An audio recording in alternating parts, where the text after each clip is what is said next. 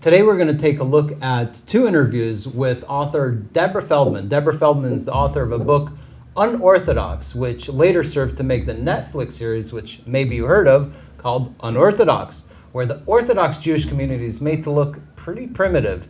The video today is not going to be about Deborah Feldman personally, although I think it's hilarious that she has been living in Berlin for only a couple of years and is already talking in a fake German accent. It's ridiculous. The Stockholm Syndrome has her pretty bad. And if you don't understand what I'm talking about, why don't you take a look at her video and you're going to understand pretty quickly. So our video today is going to be about quelling the misinformation Deborah Feldman is spreading. Basically, she grew up in a Satmar ultra-Orthodox, very conservative sect of Judaism. In her interview, she doesn't do enough to distinguish between her specific sect of Judaism and mainstream Orthodox Judaism. So let's take a look at her video and see what she has to say.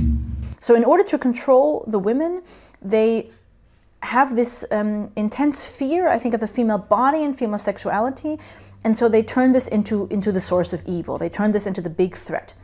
And women are told that their bodies are very dirty and very shameful, and that their sexuality is inherently evil, and that they have to work their whole life just to compensate themselves and the people around them for the evil they represent and for the threat that they pose. And you grow up and you learn that the body is disgusting, that you are disgusting because you are somehow connected to your body.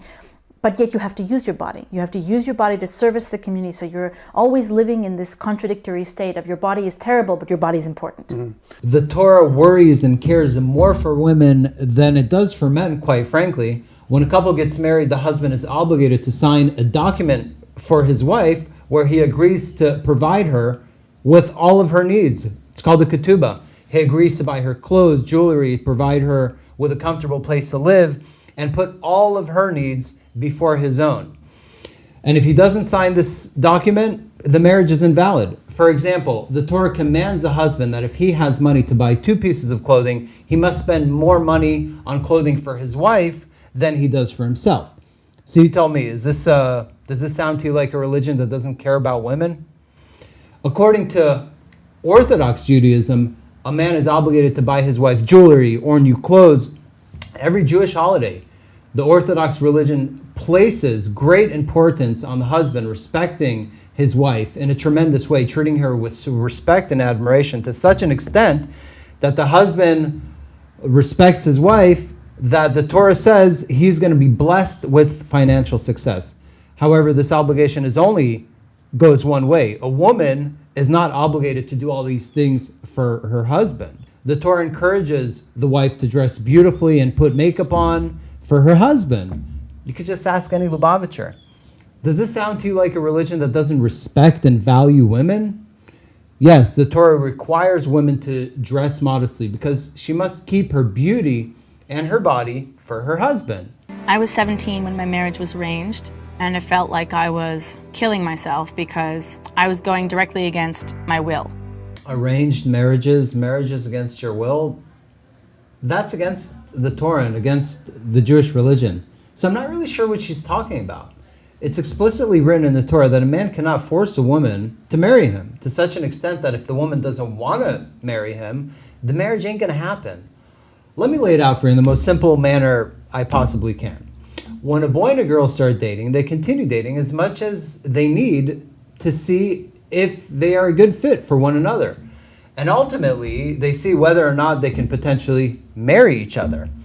That sounds pretty normal to me. That sounds like what everybody does in normal society. If the woman doesn't like the man for any reason, because his appearance, maybe there's something about his character that she doesn't like, or his background, or whatever, the woman won't marry that man and certainly should not be forced to do so.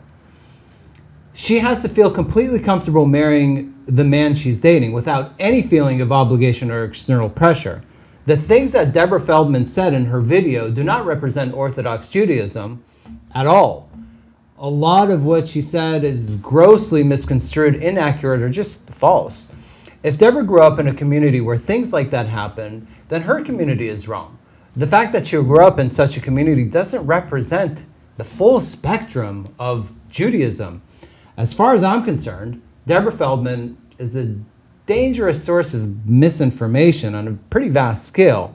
Now that Netflix made her book a show, pretty much talks to everybody, and her generalizations about Jews does not exonerate her from being a racist just because she's a Jew herself. Just because she grew up in a small community where she felt pressure from her community does not give her the right to paint Judaism as some sort of woeful, frightful, dreadful religion.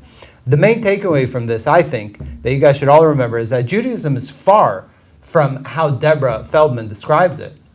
King Solomon said in the book of Proverbs, "The ways of Judaism are the ways of pleasantness, and all of her paths are peaceful." So that's something we should all remember. Thank you guys so much for being with us today. Have a great day, and we'll see you next time.